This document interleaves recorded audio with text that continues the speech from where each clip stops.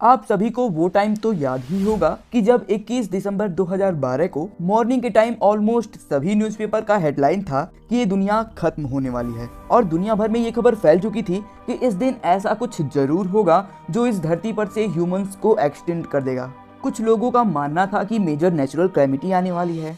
कुछ लोग कह रहे थे कि अपना सेजिटेरियस ए स्टार पृथ्वी को निगल लेगा और कुछ का तो यहाँ तक कहना था कि एक अननोन प्लेनेट अर्थ से टकराने वाला है। अभी जो आपने ये अफवाहें सुनी, उन सारी अफवाहों के पीछे हाथ था एक कैलेंडर का। मतलब आप खुद ही सोच सकते हो कि सिर्फ एक कैलेंडर जिसने इस पूरी दुनिया को खौफ में डालकर रख दिया था। और इस कैलेंडर को बनाया था आज के करीब 4000 साल पहले नॉर्थ और सेंट्रल अमेरिका में बसी माया सिविलाइजेशन ने। Art, architecture, calendar science, mathematics और एस्ट्रोनॉमी, ऑलमोस्ट इन सभी सब्जेक्ट में माया लोगों का नॉलेज अपने कंटेम्प्रेरी सिविलाइजेशन से कहीं ज्यादा थी। अब जैसे कि हमारे सनातन धर्म में युगों का कॉन्सेप्ट है, उसी तरह से माया सिविलाइजेशन के लोग कुछ बागटून करके मानते थे। वो लोग मानते थे कि वो 13 बागटून में रहते हैं। अब जिस कैलेंडर को हम लोग यूज करते हैं उसके अकॉर्डिंग 13 बागटून की शुरुआत 11 अगस्त 3114 BC में हुई थी। अब देखो, करीब एक बागटून 5126 ईयर का होता है, तो उसी के अकॉर्डिंग इसका लास्ट डेट था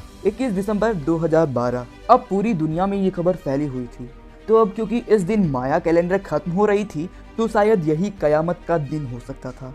बट रियलिटी तो कुछ और ही थी, क्योंकि ये माया सिविलाइजेशन का आखिरी दिन नहीं बल्कि एक तरीके से कैलेंडर युग का अंत था और दूसरे युग की शुरुआत थी। मतलब एक बात आप खुद सोचो कि जिन माया सिविलाइजेशन के लोगों ने इतने आगे के कैलेंडर हमें दिए थे और जो मैथमेटिक्स और एस्ट्रोनॉमी में हाईली एडवांस माने जाते थे, वो सभ्यता आज के करीब सैकड़ों साल पहले विलुप्त हो चुकी है। लेकिन सवाल ये उठता है, आखिर कैसे? आखिर वो क्या रीजन था जिसने अमेरिकी धरती पर जन्म लेने वाली इतनी विशाल और उन्नत सभ्यता की अंत की कहानी लिखी? बट इसके पहले हम जानेंगे उन बातों को जिसने माया सिविलाइजेशन को हमारे लिए इतना मिस्टीरियस बनाती है।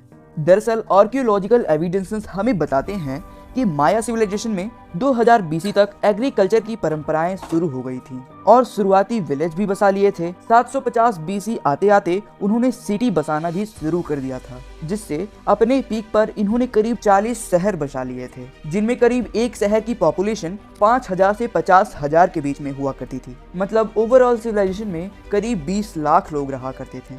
अब जिस तरह से वैदिक सिविलाइजेशन में शासन करने वाले लोग क्षत्रिय होते थे, उसी तरह माया सिविलाइजेशन में रूलिंग क्लास को आजाव कहा जाता था और राजा को कुहुल अजाव। दरअसल वो लोग अपने राजा को बहुत ज्यादा रिस्पेक्ट देते थे, बट वो रिस्पेक्ट इसलिए नहीं थी कि वो किसी रीजन का रूलर है, बल्कि माया सिविलाइजेशन में रूलर को देवताओं से जुड़ा हुआ माना जाता था। देवताओं से जुड़ी मान्यताओं के कारण ही इन्हें इंसानों और भगवान के बीच मीडिएटर के तौर पर माना जाता था। दरअसल इस सभ्यता में अलग अलग डायनेस्टीज हुआ करती थी जो आपस में युद्ध किया करती थी। अब आप जरा इस स्टोन मॉन्यूमेंट को देखिए। 1500 साल पुराने इस स्टोन मॉन्यूमेंट को 2013 में एक माया टेम्पल में डिस्कवर किया गया था। इसमें बताया गया है कि करीब सैकड़ों साल पहले एक रॉयल बैटल हुआ था जो करीब 7 साल तक चला था, जिससे आप ये खुद ही सोच सकते हो कि मतलब उस टाइम लोग कितना ज्यादा क्रूर हुआ करते थे।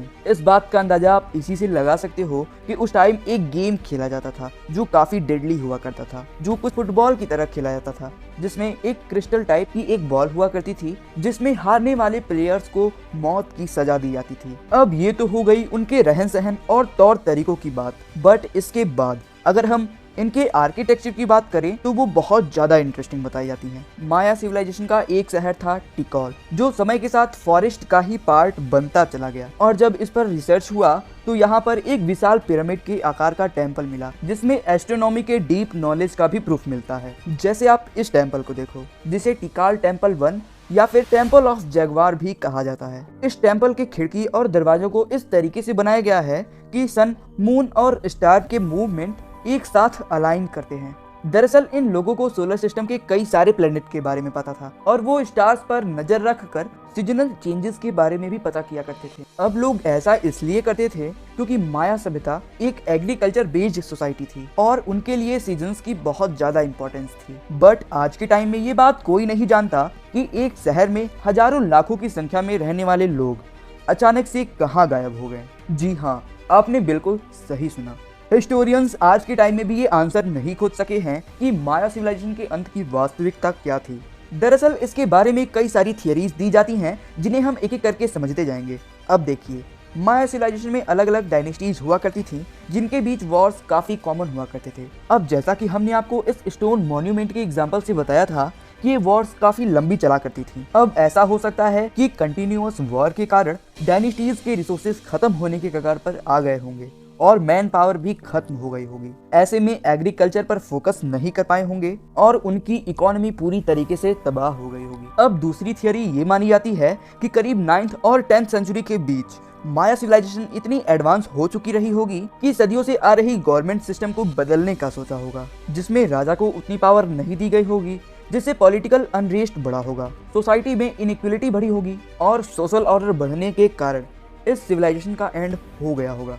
अब इसके बाद इनकी अल्टरनेटिव थ्योरी ये भी दी जाती है कि माया सभ्यता के अंत का कारण कई सालों से बारिश का न होना था। अब क्योंकि माया सिविलाइजेशन की इकोनॉमी एग्रीकल्चर पर बेस्ड थी, तो पानी की कमी और अकाल से उस रीजन में क्लाइमेट चेंजेस भी होने लगे होंगे और पहले की तरह एग्रीकल्चर प्रोडक्शन बंद हो गया होगा, जिसके बाद 9th और 10th सेंचुरी के बीच माया लोगों ने पलायन करना शुरू कर दिया होगा। हालांकि माया सिविलाइजेशन पूरी तरीके से खत्म नहीं हुई थी, क्योंकि आखिरी माया शहर नापटेन साल 1697 तक एग्जिस्ट करता था और अमेरिका के इस कॉन्टिनेंट पर स्पेनिक अटैक के बाद ये पूरी तरीके से खत्म हुई। बट आज भी मेसोअमेरिका के इलाके में करीब 6 मिलियन लोग जो खुद को माया सभ्यता का वंशज मानते हैं। तो आज की इस वीडियो में बस इतना ही। मिलते हैं किसी नए वीडियो में नए टॉपिक के साथ। तब तक के लिए जय हिंद।